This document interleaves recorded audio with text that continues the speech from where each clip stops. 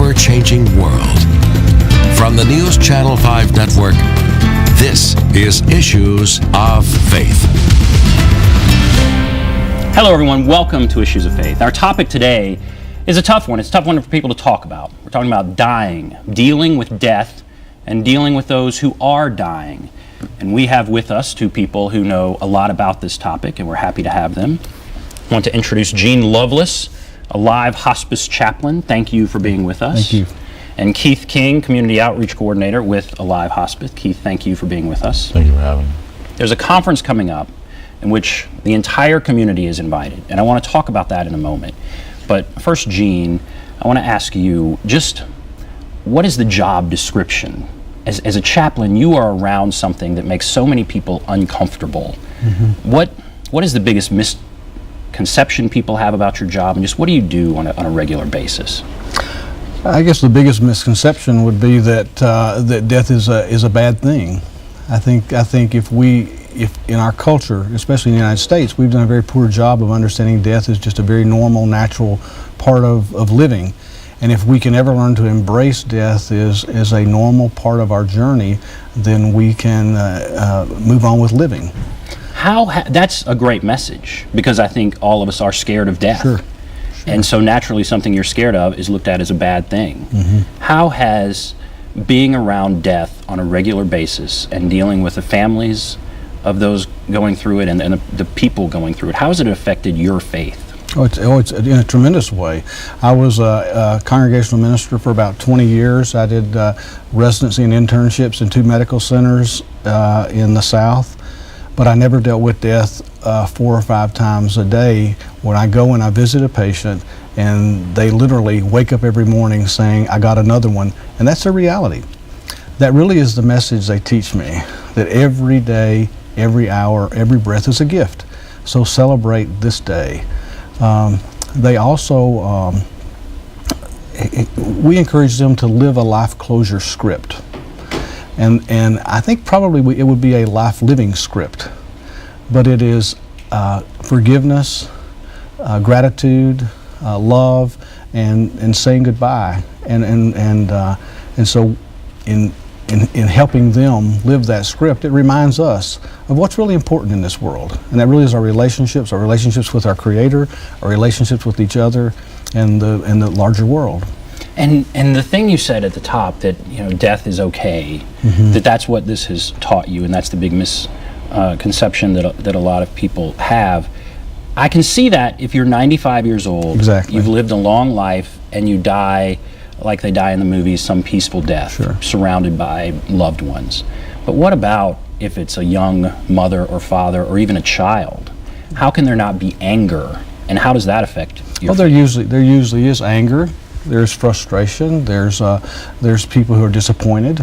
I think in our scriptures, especially, I come from a Judeo-Christian tradition. They're full of people being frustrated with God, and not understanding the answers not getting good answers to the situation they're in.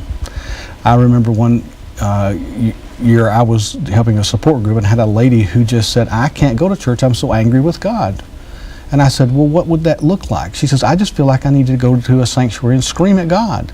And I asked her, does it need to be during a worship service, or could it be at another time? She said, at another time, but could I do that?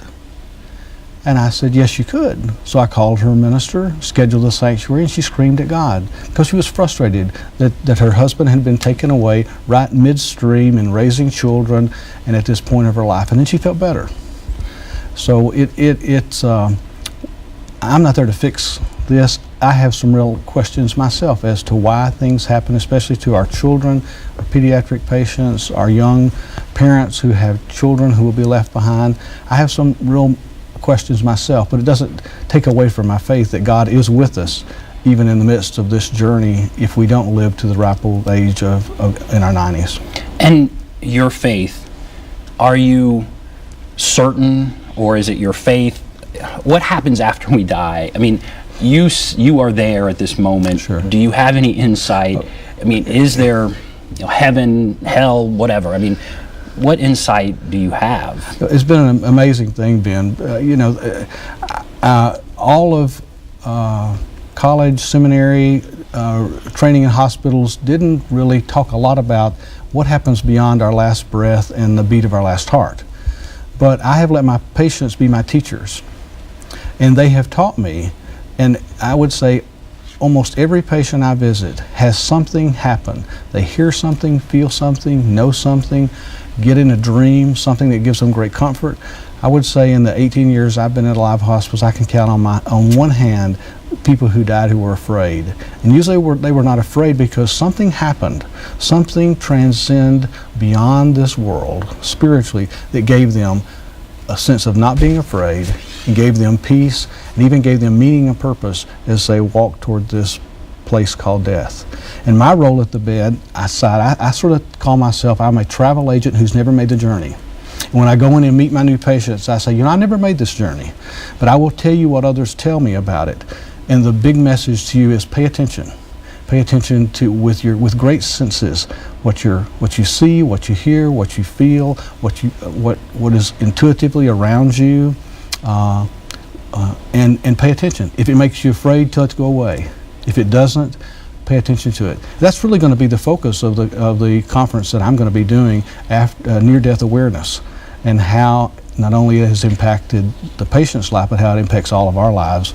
It's almost a validation that there is something beyond this world, something beyond the beat of our last heartbeat. So you feel that? Oh, I'm totally convinced. And that's great. And when you say they're just a handful of people among all that you have been around that have actually, the vast majority are peaceful. Very much so. And not afraid. Exactly.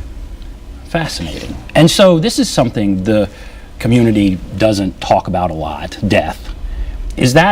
Let's talk a little bit about this conference. What is this conference, and what's its aim?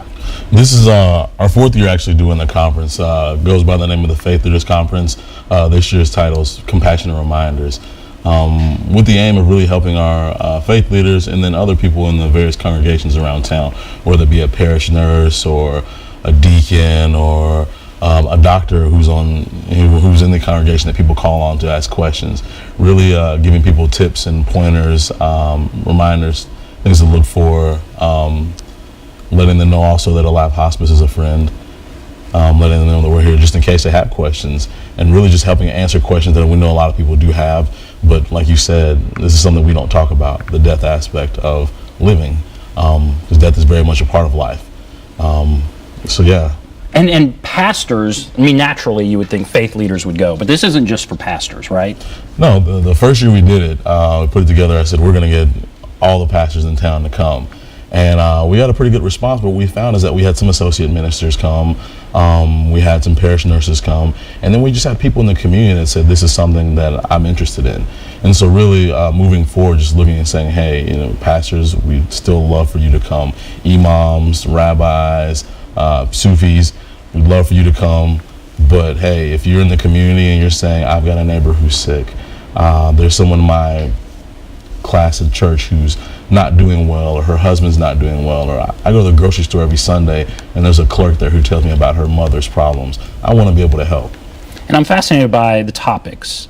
And Gene, you said you're going to be talking about near-death awareness, and I want to talk more about that in a moment. Honoring silence. Yes. That's a topic. The healing power of forgiveness and addressing congregational grief. How did you pick these topics? With the conference, I do organize the conference with a lot of help, but it's run as a democracy. There's no dictatorship. So I let my speakers, because at Alive Hospice we have a lot of great experts, so I let my speakers come to me and make suggestions on topics they'd like to speak about and kind of see which topics fit together. So like with the honoring silence, there's times where at the bedside there's things you don't need to say. Don't tell people this isn't God's plan. There's some things we don't need to say. So sometimes there's nothing that needs to be said. You need to listen. Then going into Gene's part, the healing, near-death awareness. What to listen for. What to listen for. While you're being silent, what are you listening for? What's going on? Looking for what comes next, or just being there. The healing power of forgiveness is a really good one I think we're doing this year. It's a keynote speech that's going to be done by our Chief Medical Officer, Dr. John Schuster. And about 4 or 5 months ago, we did a program on, it's kind of similar with one of our chaplains on forgiveness and resentment and letting go. And I think in one day after we put out the flyer, I got about 25 RSVPs. There's a lot of people in the community outside of our faith traditions that have some issues with forgiveness and some family things, and especially when you think about being close to death. There's a lot there. There's a lot of resentment. There's a lot of needing to forgive, needing to apologize that's going on. So I'm really excited about that one. And then again, when addressing congregational grief, we as a society at times don't allow each other to grieve. And then when you look into the faith setting, there's always pray about it. If you're sad because your grandfather just died, you should be allowed to be sad. When you just tell anybody to pray about it and move on, that can do harm. So really looking at congregations and seeing how they can help their parishioners grieve better, or even helping the community. If someone comes that lives down the street from your church that's not a member and says, hey, I'm having a hard time dealing with this, you should be able to help them. It's interesting how society maybe doesn't handle this well. And again, because we just want to push it aside and not talk about it. Was there ever a time when communities handled this better? Is it our current culture that really is messing this up in some ways, or has it always been something that has not been handled in maybe the most healthy way? You've hit one of my favorite sermons to talk about, is that I really think that there's a shift in our country. When we moved off the farms and Industrial Revolution hit our country, that I think there was a major shift in the way we dealt with illness and death and health care. I remember going to a farm that my grandparents grew up on, my grandmother. And I walked in the room, and on the right-hand side, there was a bedroom kind of thing. It sort of looked like it should have been an office or a dining room, but there was a bed in there. And my grandmother says, yeah, that's where all the babies were born. I said, well, Grandmom, you had babies born here in your house? And yeah. How did you know how to do that? Well, there was always someone around who knew how to help us. And that also was the room that people died in. I said, Grandma, you had dead people in your house? That's scary. She goes, no, it wasn't scary. We had people who came by who knew how to do this. The physicians would come. They would teach us how to do injections and how to care for our loved ones. And we did. And then when we were an agricultural-based society, I think we have accidents. We were used to helping cows and cattle and our livestock with birth and death. And it was a normal part of living.